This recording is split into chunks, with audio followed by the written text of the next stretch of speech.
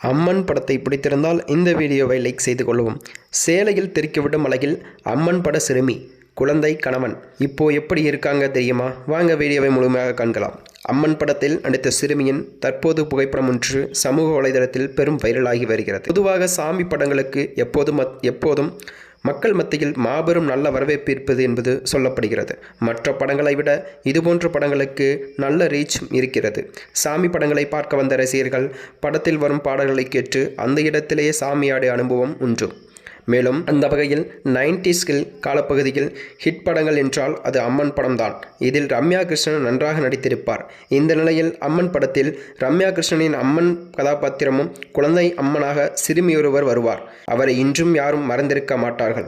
அந்த குழந்தை அம்மனாக வந்த பெயர் சுனையா பாதம். இவர் ஆந்திர மாநிலத்தைச் சேர்ந்தவராவாம்.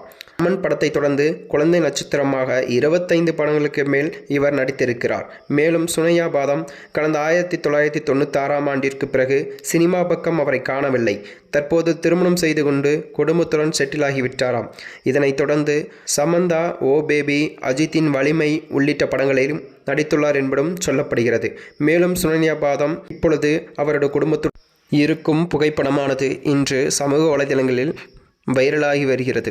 மேலும் இதுபோன்ற வீடியோக்களை தெரிந்து கொள்ள நமது சேனலை சப்ஸ்கிரைப் செய்து கொள்ளவும். நன்றி, வணக்கம்.